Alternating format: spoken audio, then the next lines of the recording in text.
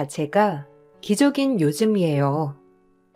벌써 한 해도 가기 시작하여 내년이면 곧 불혹이 된답니다. 오늘은 운동도 좀 할 겸 제 이야기를 해볼까 해요. 재력이면 재력, 외모면 외모, 학벌이면 학벌, 제 입으로 말하긴 그렇지만 전 누가 봐도 완벽에 가까운 여자였어요. 귀한지 외동딸로 태어나 부모님의 사랑을 듬뿍 받았고 클라리넷을 전공하였기 때문에 남들이 봤을 때 우아하다고 늘 얘기해왔죠. 저 역시도 매 순간 감사하며 하루하루를 보냈답니다. 그런 저에겐 혼사짜리가 매우 많이 들어왔지만 부모님은 제가 모든 걸 다 이루고 난 뒤 천천히 시집가길 바라셨는데 시집가는 게 아깝다며 말이죠. 저 역시도 부모님 밑에 벗어나는 게 두려워 남자친구도 사귀지 않고 지내왔답니다. 하지만 그런 저에게 사랑이 찾아왔고 넉넉한 형편은 아니었지만 성실한 회사원 내 회사에서도 인정받으며 살아가고 있는 건실하고 멋있는 청년이었습니다. 엄마, 이노 씨 너무 멋있지? 본인 일 정말 열심히 하는 사람이야. 본받을 게 얼마나 많은데 결혼 허락해줘요. 너 지금 대학원 다니면서 박사과정 받고 있는데 공부는 다 마치고 시집 갔으면 좋겠어. 지금이 얼마나 중요한 때인데. 에이, 시집 가면 공부 못하나? 이노 씨가 뒷바라지 해준다고 했으니까 엄마는 너무 걱정 마. 이 사람 놓치면 평생을 후회할 것 같아서 그래. 그러니까 내 뜻 결정해줘요. 언제 한번 내가 이렇게 주체적으로 결정한 적 있어? 없잖아. 부탁이야. 네가 그렇게 완강하다면야 엄마도 할 말이 없지만 그래도 시집가면 너만 고생인데 아휴 그래 너 좋을 대로 해. 음대를 나와 박사 과정을 받고 있는 저에게 엄마는 모든 것을 끝마치고 시집을 갔으면 좋겠다고 했지만 전 하루라도 빨리 남자친구와 살림을 합치고 싶었어요. 저의 완강한 설득으로 부모님은 결국 결혼을 허락해 주셨고 저와 남자친구는 정말 행복한 앞날을 꿈꾸며 기대에 부풀었었죠. 결혼 준비 과정이 얼마나 행복한 일인지 새삼 깨닫고 느끼는 시간이 되었습니다. 자기는 어떤 드레스를 입어도 다 예쁠 거야. 내가 신부 정말 잘 골랐어. 당신같이 세상에 완벽한 여자가 또 있을까? 에이, 너무 비행기 띄운다. 세상에 예쁜 여자가 얼마나 많은데 그래. 그래도 이렇게 항상 예쁘다고 해줘서 고마워. 예쁘니까 예쁘다고 하지. 난 안 예쁘면 절대 빈말 안 해. 당신을 만난 건 내 인생의 가장 큰 축복이야. 언제나 옆에 있어줘. 자기는 꼭 외모 얘기만 많이 하더라. 내가 만약에 자기 스타일이 아니었다면 나랑 결혼할 일도 없었을 거야 아마. 그렇지? 아니 전혀. 난 외모뿐만 아니라 너의 모든 것들을 좋아하는데? 물론 외모도 매우 좋아하지만 그러니까 안심해. 남편은 절 분에 넘치게 사랑해 주었고 남편을 만날 때면 항상 공주가 된 기분에 언제나 들떠 있었죠. 그렇게 결혼 준비를 하고 있는데 저에게 아주 귀한 인연이 찾아왔습니다. 클라리넷을 배우고 싶다며 레슨 신청을 한 친구였고 저와 나이 차이가 많이 나지 않는 친구였어요. 취미 레슨이었기 때문에 제가 예민해진 일도 없었고 저와 취향도 매우 비슷한 친구였죠. 어찌나 죽이 잘 맞는지 이렇게 성인이 되어서 알게 된 인연 중에 정말 손꼽아 몇 안 되는 소중한 인연이라고 자부했어요. 언니한테 레슨 받는 날이 기다려져요. 결혼 준비 중이시라고 했죠? 너무 부러워요. 사랑하는 사람을 만나서 결혼한다는 게 얼마나 큰일인지. 진짜 언닌 모든 걸 다 가졌네요. 그리고 착한 성품까지. 진짜 본받을 게 많은 언니라니까요. 제가 더 잘할게요. 에이, 아니야. 얼마나 허당미가 넘치는데. 좋게 봐줘서 고마워. 그나저나 취미라고 하기엔 너무 잘하는 거 아니야? 조금만 더 일찍 시작했으면 전공자 할 수도 있었겠다. 외모도 너무 아름다운 게 클라리넷이랑 잘 어울려. 이건 빈말 아니야. 에헤, 고마워요, 언니. 예쁘단 말 언니한테 처음 들어보네요. 사실 다 뜯어고친 거거든요. 워낙에 외모 콤플렉스가 심했어서. 어머, 정말? 되게 자연스럽게 잘 됐다. 그리고 성형이 뭐가 어때서 잘만 되면 좋은 거지. 너무 예쁘게 잘 됐는데? 어디 가서 얘기 안 해도 되겠어. 분명 본판도 엄청 귀여웠을 거야. 분명하지. 내가 장담해. 그리고 현재가 중요하니까 좋은 거지. 취미 레슨을 하던 친구와 가까워져서 서로의 말 못할 고민까지 털어놓는 사이가 되었고, 동생은 외모의 콤플렉스로 인해 저에게 전신 성형을 하였다고 했지만, 제가 보기엔 마음씨도 그렇고 성격까지 너무 좋은 친구였죠. 저에겐 그런 부분이 전혀 나쁘게 다가오지 않았고, 저와 개인적으로 친해지게 되자 제 남편 될 사람까지 종종 모여 셋이서 밥을 먹는 날도 종종 있었습니다. 제가 좋아하는 사람들끼리 만나니 제일 행복하면서 만족스러웠고, 이 행복이 지속되길 바랬어요. 아유, 이렇게 미인이 오실 줄 알았으면 더 좋은 레스토랑으로 모시는 건데 자기 왜 얘기 안 했어? 자기만 오는 줄 알았네. 깜짝으로 데리고 온 거지. 여기 식당 한 번도 안 와봤다고 해서. 다 내가 좋아하는 사람들이네. 인사해, 민지야. 내 신랑 될 사람. 안녕하세요. 처음 뵐게요. 인성이 참 좋으시네요. 언니한테 클라리넷 취미 레슨 받고 있어요. 이렇게 만난 것도 좋네요. 역시 예쁜 사람들끼리 어울린다는 말이 틀린 말이 아니네. 어쩜 이렇게 끼리끼리 모일까? 반가워요. 자주 봐요. 제가 좋아하는 사람들끼리 모이게 되니 정말 좋았고, 이렇게 사적으로 셋이 모이는 날이 잦아지면서 친한 동생이 된 제 수강생은 제 결혼 준비를 적극적으로 도와주었답니다. 정말 친동생이 생기는 기분이 들 정도로 좋았어요. 하지만 동생은 과거 외모에 대해 트라우마가 있어서 가끔가다 공황 발작을 일으키기도 하였는데, 정말 심히 걱정이 될 정도로 마음이 아팠죠. 언니, 나 폐소공포증 있거든. 엘리베이터는 언니 혼자 타야 할 것 같아. 걸어 올라갈게, 나는. 미안해. 어머, 많이 심한 거야? 아니야. 같이 걸어 올라가자, 그럼. 어떡해. 난 그것도 모르고. 괜히 높은 층으로 잡았네. 어쩌냐? 아니야, 괜찮아. 난 걸어 올라가는 거 익숙하니까 내 걱정 말고 언니 혼자 올라가. 알겠지? 미안해. 신경 쓰이게 해서. 동생은 폐소공포증 얘기를 하며 어린 시절 얘기를 해주었습니다. 너무 뚱뚱하고 못생긴 외모를 가지고 있던 동생은 늘 사람들의 안주거리처럼 입방아에 계속 올랐고, 심지어는 회사에서까지 왕따가 이어졌다고 했어요. 회사 내에서 가장 심하게 왕따를 당한 동생은 결국 마음의 상처를 입고 전신 성형과 함께 다이어트를 해서 지금의 모습으로 환골탈태를 했다고 했죠. 진짜 대단하다. 그러기 쉽지 않은데. 외모만 가지고 판단하는 게 얼마나 안 좋은 건데. 너무 고생했네.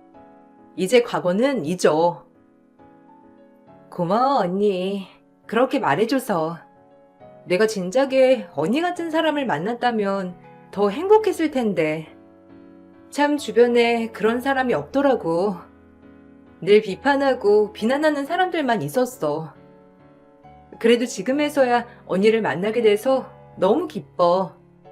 나도 언니 편이 되어줄게. 그리고 사실 나 뚱뚱하고 못생겼을 때 언니 만났던 거 알아? 아마 언니는 못 알아보겠지만 그때 언니가 모르는 사이였음에도 내가 울고 있을 때 날 위로해줬어. 혹시 몇 년 전에 언니 학부 앞에서 울고 있던 나 기억해? 아마 언니는 기억 안 날 거야. 어머, 그게 너라고? 왜 기억이 안 나? 얼마나 서럽게 울던지. 지나가던 나도 마음이 아프더라. 너였구나. 얼마나 상처가 됐으면 그렇게 서럽게 울어. 그때도 귀여웠는데 참 네 마음의 상처가 그렇게 깊은지 몰랐어. 어쩌니? 그래서 언니한테 꼭 레슨 받고 싶었어. 언니랑 정말 가까워지고 싶었거든. 그래도 이젠 괜찮아. 멘털이 단단해졌거든. 동생은 저에게 무한정 고맙다고 했습니다. 사실 제가 마음에 우러나서 잘해준 것뿐인데 이렇게 고마워하니 제 마음이 더욱더 고마워지더라고요. 그리고 알고 보니 예전에 레슨을 마치고 집으로 가려고 학교에서 나와 주차장에 가던 중 길에서 울고 있던 제 눈엔 그저 귀엽기만 한 여자아이가 그 친구라는 사실에 놀라웠어요.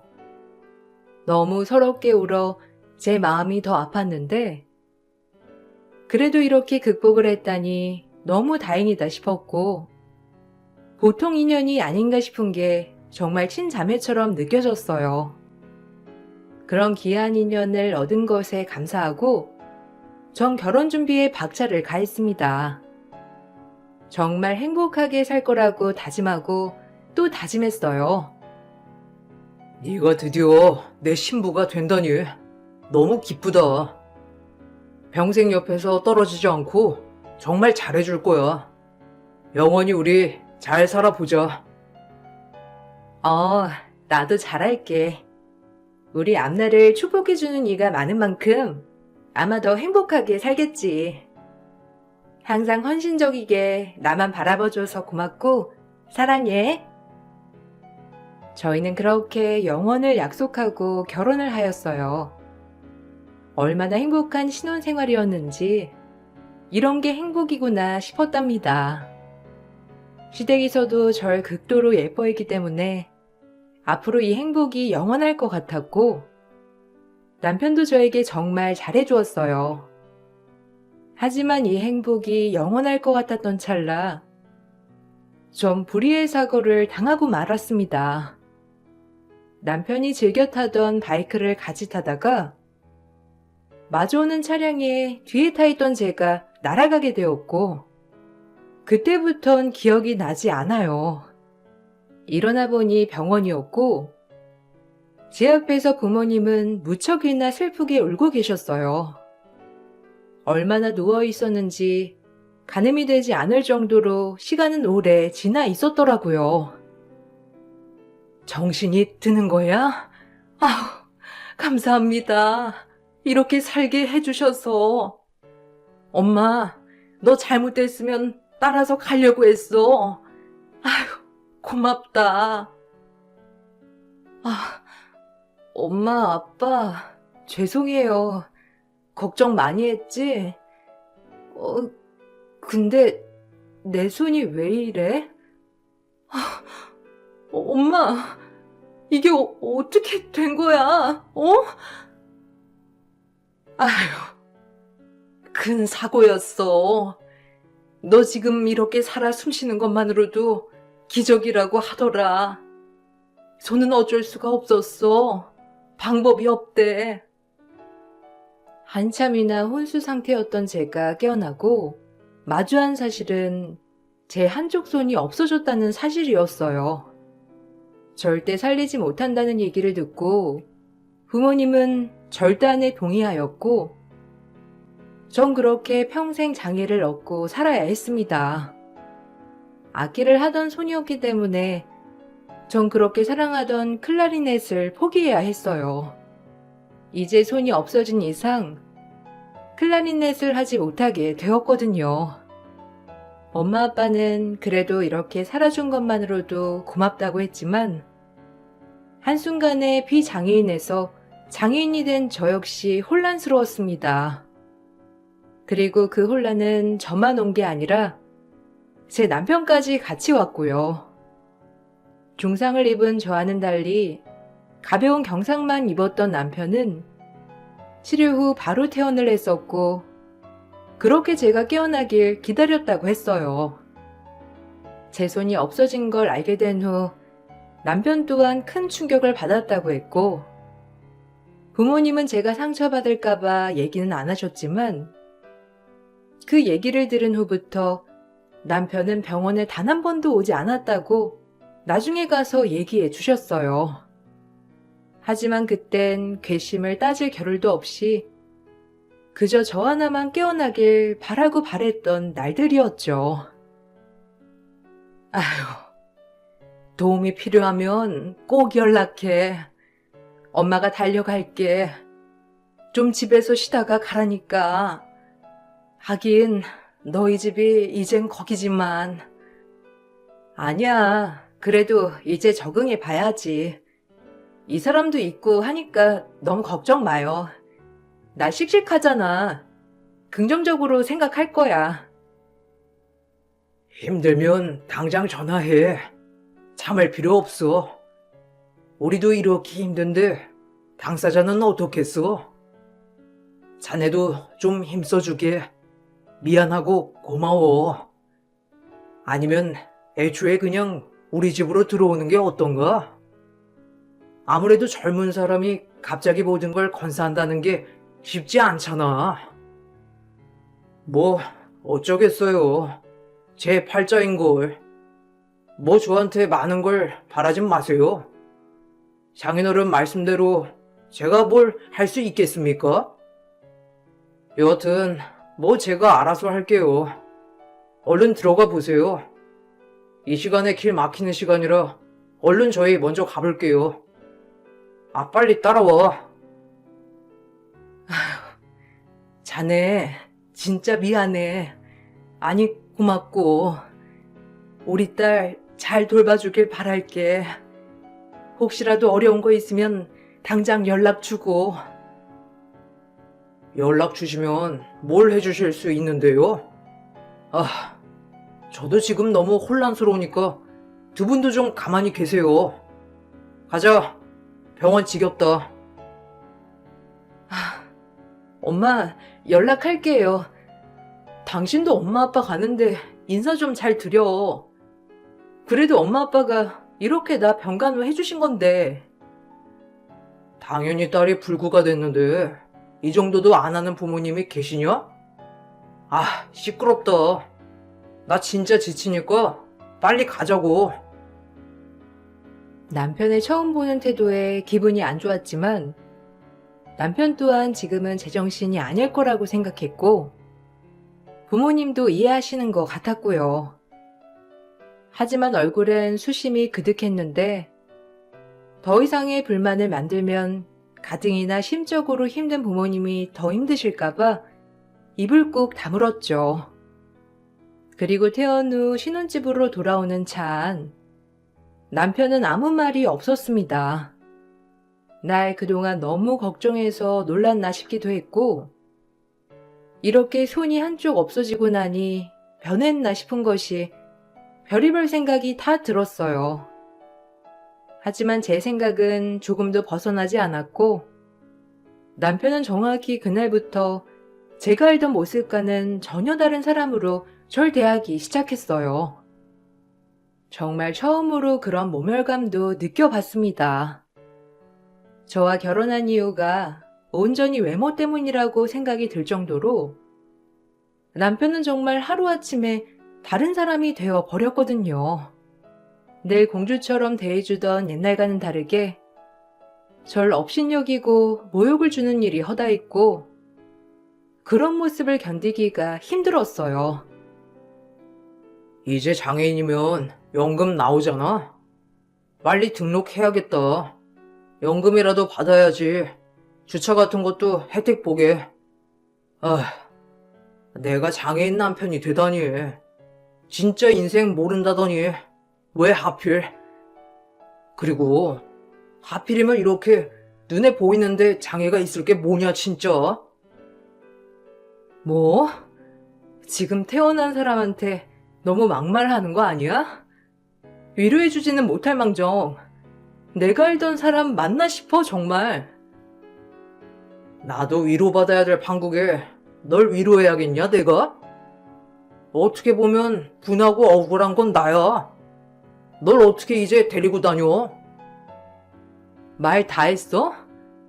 막말로 당신이 그날 드라이브만 가자고 안 했어도 이런 일이 생기냐고. 왜 오토바이를 끌어가지고는. 내 탓하는 거냐? 그래, 너도 누구라도 탓하고 싶겠지. 그렇지만 그건 네 운명이지. 나 보면 멀쩡하잖아. 네 팔자라고 그게. 어떻게 나한테 그렇게 말을 할 수가 있어? 당신 진짜 그동안 어떻게 참았냐? 이런 막말 못해서 아주 공주대접만 해주더니. 그래서 지겨웠어 나도. 지가 무슨 진짜 공주라도 되는 것처럼 예쁘다 예쁘다 해주니까 좋아가지고. 손 없는 공주도 봤냐? 하녀도 못할 거야 손이 없으니.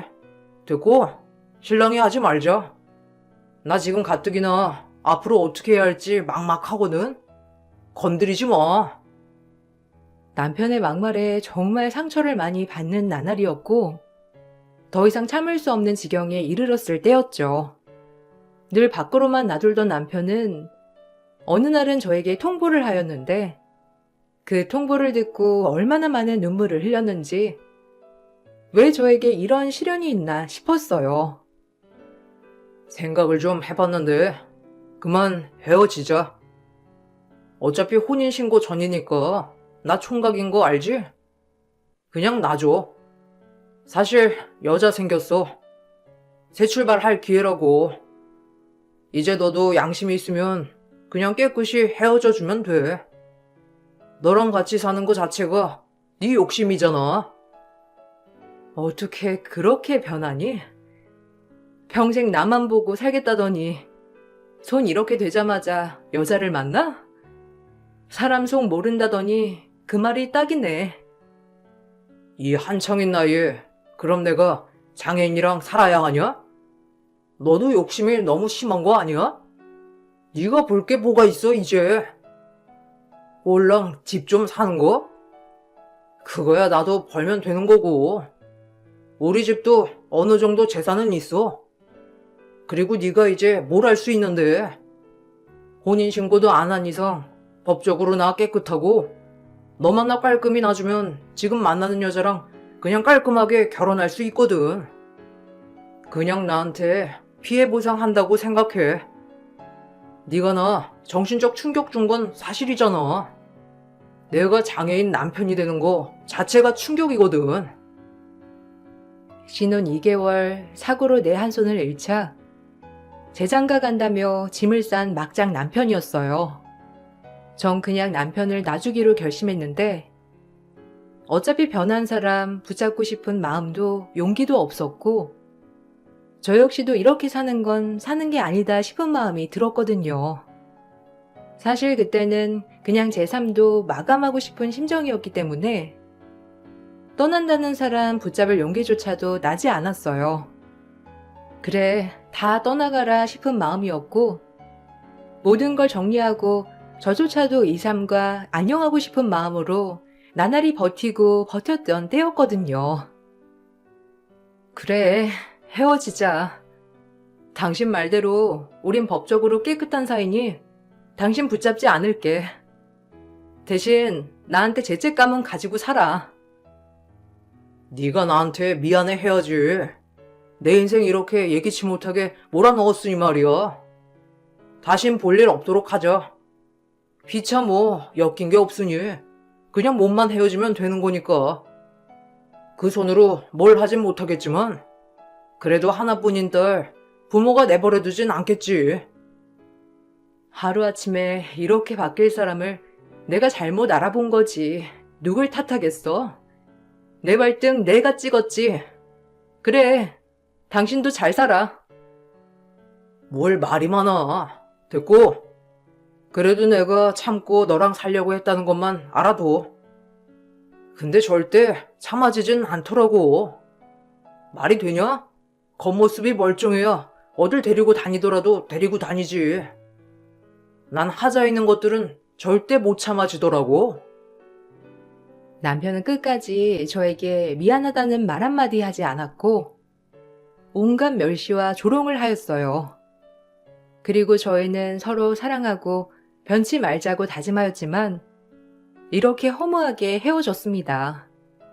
남편과 헤어짐의 아픔보다는 솔직히 갑자기 장애인이 되었다는 사실이 저를 더욱 힘들게 하였고 제가 몸이 안 좋아지고 클라리넷을 할 수 없게 되자 주변 지인들은 하나둘 떠나기 시작하더라고요. 애초에 그렇게 저에게 잘해줬던 사람들도 늘 제 옆에서 힘이 돼주던 친구들도 안타까움만 할 뿐 사실상 하나둘 떠나갔어요. 그 시기가 제일 견디기 힘들었고 세상을 등지고 싶다는 생각을 하루에도 100번은 넘게 했지만 제가 혹여나 잘못될까 저만을 위해 전전긍긍하는 부모님을 두고 이 생 쉽게 마감을 하지 못하였습니다. 그렇게 억지로 사는데 엄마가 기분 전환을 시켜준다며 백화점에 가자고 하더라고요. 한사코 거절을 했지만 노력하는 엄마를 위해 밝은 척 웃으며 백화점에 가게 됐어요. 네가 어떻게 여기에... 아니 그리고 두 사람이 여기 어떻게 같이 다닐 수가 있어? 너 연락도 안 되던데. 원수는 외나무 다리에서 만난다더니 여기서 만나네. 진짜 세상 좁다. 나 민지랑 재혼했어. 알지? 네 절친한 동생. 네가 또 나한테 이런 선물을 주네. 너 덕분에 민지 알게 돼서 어떻게 하다 보니까 우리 재혼하게 됐어. 아니, 초혼이나 다름없지. 믿는 도끼에 발등 찍힌다더니 어떻게 너희가 이렇게 내 뒤통수를 쳐? 민지 너 정말 무서운 애구나. 왜 그랬는지 그때 그 모습을 보자마자 전 뛰쳐나갔고 너무 수치스럽고 숨고 싶은 생각밖에 안 들더라고요. 그리고 집에 와 엉엉 울다 이건 아니다 싶었고 절대 용서하지 못하겠어서 택시를 타고 전남편 집으로 향하게 되었습니다. 다행히 전남편과 동생은 쇼핑을 마치고 집으로 와 있더라고요. 전 그 즉시 동생과 남편에게 따져묻기 시작했고 순간 동생이 절 끌어안더라고요. 형님, 이제 형님인가? 내가 하는 거 잘 지켜봐줘 언니. 절대 실망시킬 일 없으니까. 지금이야. 잘 봐. 남편의 재혼녀, 즉 제가 정말 좋아했던 동생이 절 덥석 앉자 온 집에 상상 못할 일이 벌어졌어요.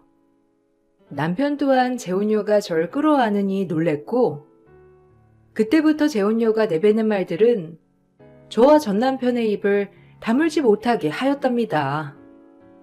정말 기갈나는 말이었죠. 이제 정체를 밝힐 땐가?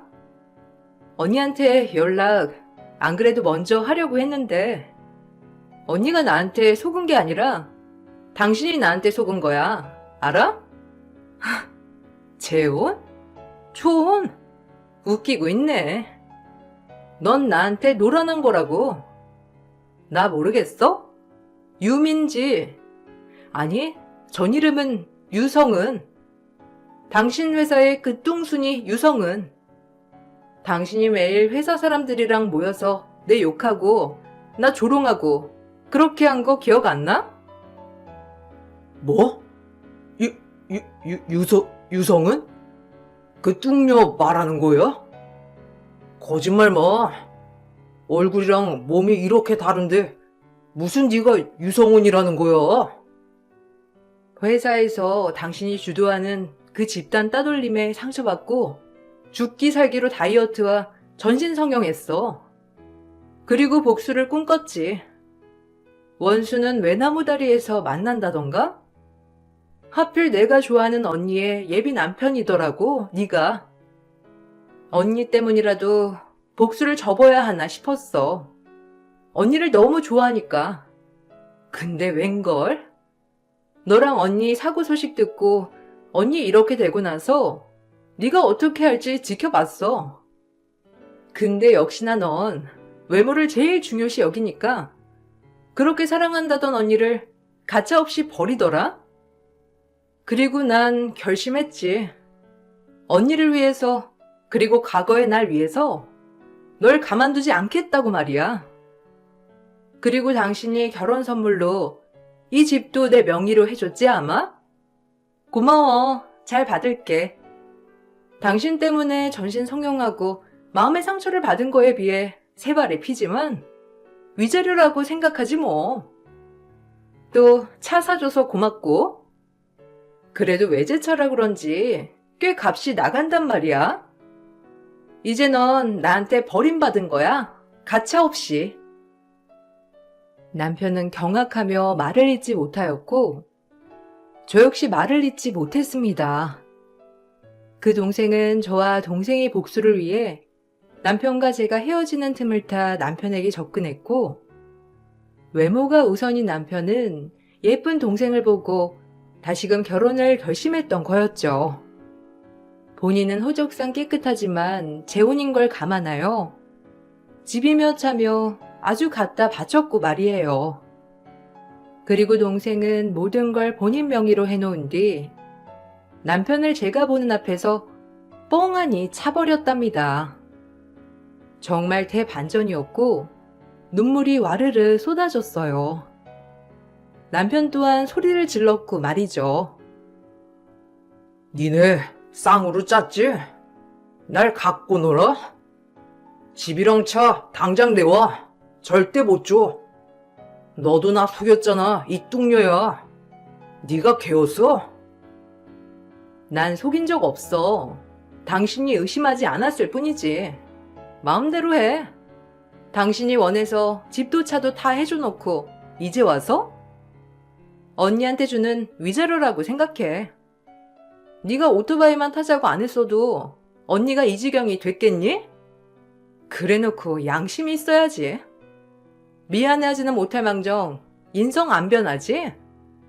나이 처먹고 회사에서 정치질이나 하는 너 같은 놈이 변하겠냐? 언니는 너한테 아까운 존재야. 이 쓰레기만도 못한 인간아. 언니, 가자. 절대 이 인간이랑 다신 엮이지 마. 언니가 100배 1000배 아까우니까.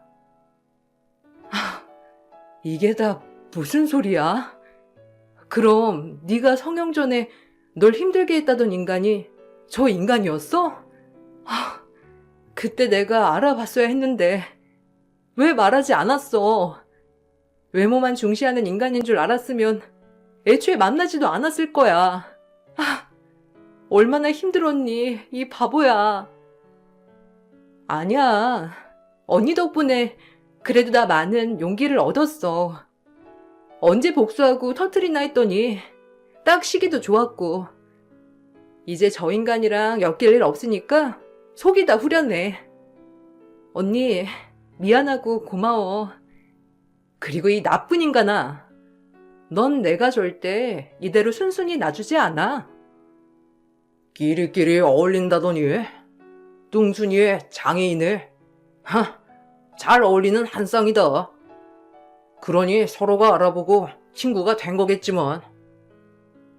눈물이 정말 흐르다 못해 넘쳐났어요.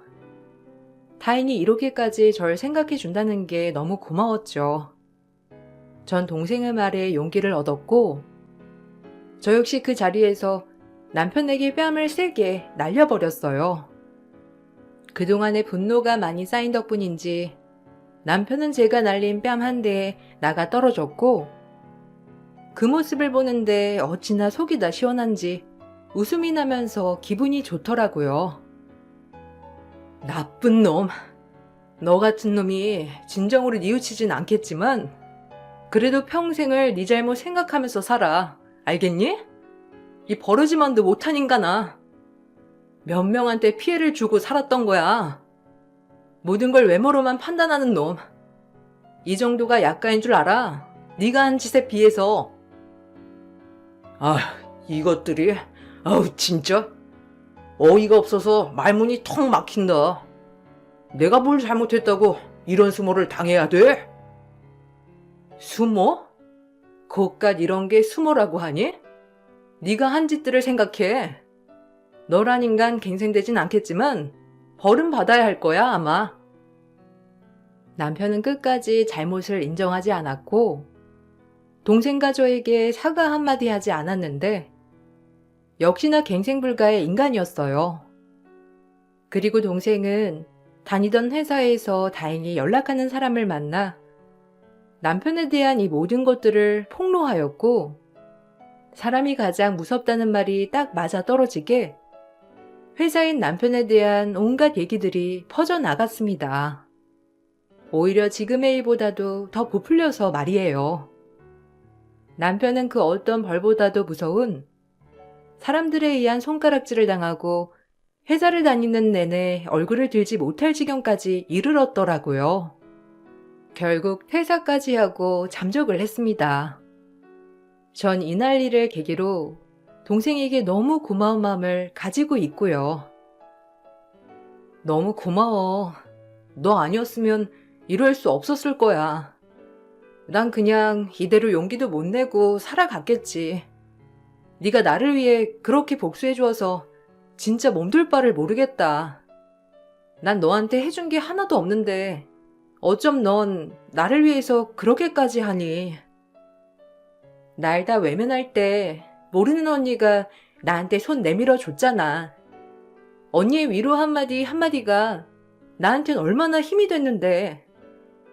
그날 일을 계기로 더 사라지게 되었고 이렇게 살 수 있었어. 앞으로 내가 언니의 손이 되어줄 테니 너무 걱정하지 마. 정말 고맙다.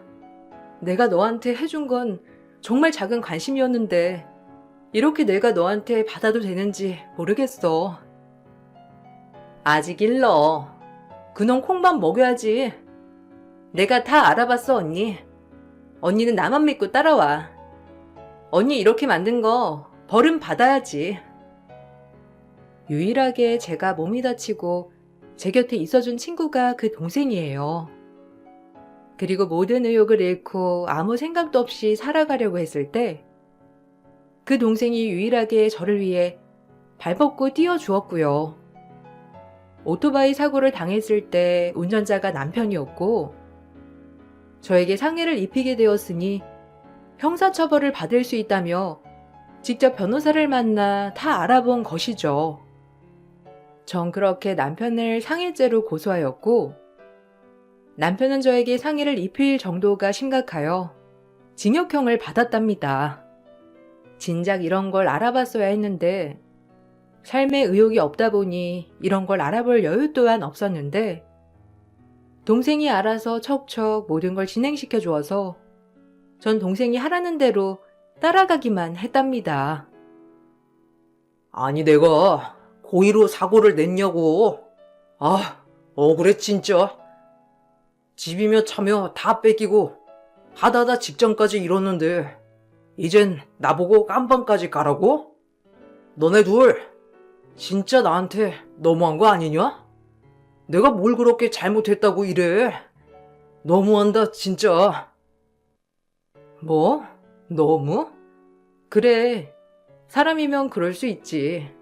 외모만 볼 수 있고 장인이 된 부인 버릴 수 있어. 그렇지만 이런 행동들을 하고 최소한 양심과 미안한 마음은 가지고 있어야 했어, 넌. 그런데도 불구하고 오히려 큰 소리 뻥뻥 치며 네 잘못은 없다고 했지? 거기에 대한 벌이야. 그렇게 뻔뻔한 얼굴을 한 죄라고 해두자. 너 같은 인간은 깜빵에 가도 정신 차리지 못하겠지만 벌은 받으렴. 아, 제발 고소만 치하해 줘라. 아니 합의해줘 그냥. 빨간 줄 그을 순 없잖아. 앞날이 구말리 같은 청년인데. 나도 앞날이 구말리 같은 청년이야. 그런데 난 손을 잃었잖아. 그깟 깜빵 가는 게 그렇게 무섭니? 나보다 무서울까? 남편은 아무 말도 없었고 결국 벌을 달게 받기로 하였어요.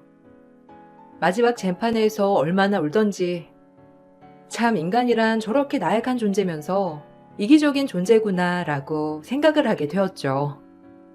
그리고 모든 걸 다 포기하려고 했을 때 유일하게 제 편에 서서 정말 도와준 은인이나 다름없는 동생과 아직도 자주 만나고 있어요. 지금은 의소를 차고 지내 많이 적응을 하여서 남들이 보기에 가끔 의소인 줄 모를 때도 있어요. 모든 게 완벽했던 내 인생에 이런 일이 일어날 줄은 정말 몰랐지만 인생은 한치 앞을 모른다는 말이 사실이더라고요. 비록 예전과의 삶과 지금의 삶은 정말 많이도 달라졌지만 그래도 지금은 나름의 행복을 찾아 살고 있어요. 그렇게 살다 보니 행복이 무엇인지 조금은 알 것 같은 요즘이랍니다. 지금 이 글을 쓰기까지 5박 6일이 걸렸네요. 남들에겐 쉬워 보일지라도 저에겐 정말 큰 시간과 용기가 필요했답니다. 부디 재미있게 들어주셨길 바라며 이만 글을 마칠게요. 감사합니다.